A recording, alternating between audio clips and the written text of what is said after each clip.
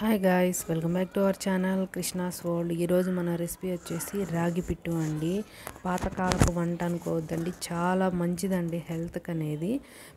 ముఖ్యంగా ఆడపిల్లలకి మెచ్యూర్ టైంలో పెడతారు కదండి, అదండి. ఇప్పుడు నవేడేస్ ఇది ఎలా తయారు చేసుకోవాలో చాలామందికి తెలియదు, అందుకని నేను చూపిస్తున్నాను. చూడండి, ఒక బౌల్ రాగి పిండిని తీసుకొని దాన్ని ఒక గిన్నెలో వేసుకొని బాగా కొంచెం కొంచెం వాటర్ వేసుకుంటూ నీట్గా ప్రెస్ చేసుకుంటూ ఉండలేకుండా కలుపుకోవాలండి. ఒక టీ గ్లాస్కి కొంచెం తక్కువ వాటర్ పడుతుందండి. అదేవిధంగా చూడండి, నీట్గా ఇట్లా ప్రెస్ చేసుకుంటూ కలుపుకోవాలి. నేను ప్రాసెస్ అంతా నీట్గా వీడియో చూపిస్తున్నాను, చూడండి. ఇదిగోండి, కొంచెం కొంచెం ఒకేసారి వాటర్ అనేది యాడ్ చేసుకోవద్దండి. పిండి అనేది ముద్దయిపోయిద్ది. చాలా మంచిదండి హెల్త్కి అనేది.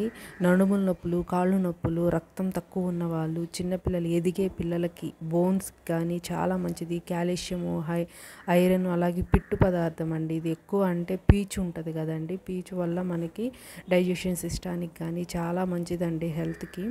ఈ రాగి పిట్టు అప్పట్లో అందరూ ఇదే తినేవాళ్ళు, హెల్తీగా ఉండేది. చూడండి, ఫైనల్గా మనకి ఈ విధంగా అయితే పిండి కన్సిస్టెన్సీ రావాలి. ఇప్పుడు దీన్ని మనం ఒక ఇడ్లీ పాత్రలో ఇడ్లీలు ఎలా అయితే పెట్టుకుంటామో అదే విధంగా పెట్టుకొని, ఇదిగోండి, నేను 3 గ్లాసులు వాటర్ తీసుకుంటున్నాను. మీది చిన్నదైతే 1 గ్లాసు, 1.5 గ్లాసు, మీరు ఇడ్లీలు ఏ విధంగా అయితే పెట్టుకుంటారో అదే విధంగా అండి.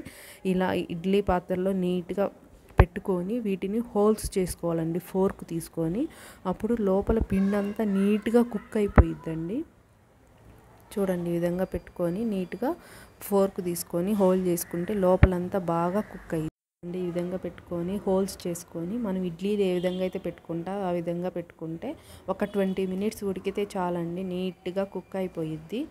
ఇదిగోండి, ఈ విధంగా నెక్స్ట్ ప్లేట్లో కూడా నేను ఇదే విధంగా పెట్టుకొని హోల్స్ చేసుకున్నాను. ఇదిగోండి, ఇలా పెట్టుకొని ఈ విధంగా పెట్టుకొని ఒక 15 to 20 మినిట్స్ పట్టిద్దండి. తర్వాత కొబ్బరి ఒక 1/2 చిప్పను, అలాగే యాలకులు తీసుకొని మిక్సీ పట్టి పక్కన పెట్టుకోవాలి. బెల్లంని తురుముతున్నాను, చూడండి, బెల్లంని తురిమి పక్కన పెట్టుకోవాలి. ఇప్పుడు ఇదిగోండి, ఇంత 1/2 చిప్ప కొబ్బరిని తీసుకొని, ఎండు కొబ్బరి అండి, అలాగే యాలకులు తీసుకొని మిక్సీ పట్టి పక్కన పెట్టుకోవాలి. ఇదిగోండి, 20 మినిట్స్ అయింది, బాగా కుక్ అయిపోయింది. దీన్ని ఒక పాత్రలో తీసుకొని, ఒక గిన్నెలో తీసుకొని వీటిని బాగా మొత్తం వేసేసుకొని, చూడండి, ఇడ్లీలాగా వచ్చినాయి. దీంట్లో వేడిగా ఉన్నప్పుడే మనము, ఇదిగోండి, నేను ఏ కప్పుతో అయితే రాగి పిండిని తీసుకున్నానో అదే కప్పుతో సగం బెల్లం అండి. కొంచెం ఎక్కువ తినేవాళ్ళు ఇంకొంచెం ఎక్కువ యాడ్ చేసుకోవచ్చండి.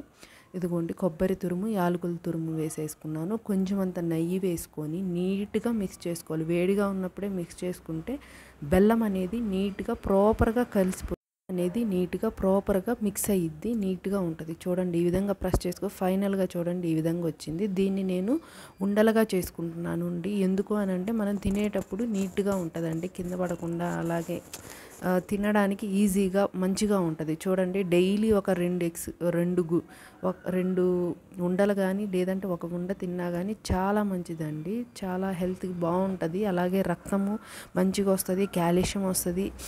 దీంట్లో ఫైబర్ ఎక్కువ ఉంటుందండి, చాలా హెల్త్కి మంచిది. రాగి పిండి తినడం వల్ల మనకి చాలా మంచిది. ఈ వీడియో నాకు నచ్చుంటే please subscribe my channel Krishna's world.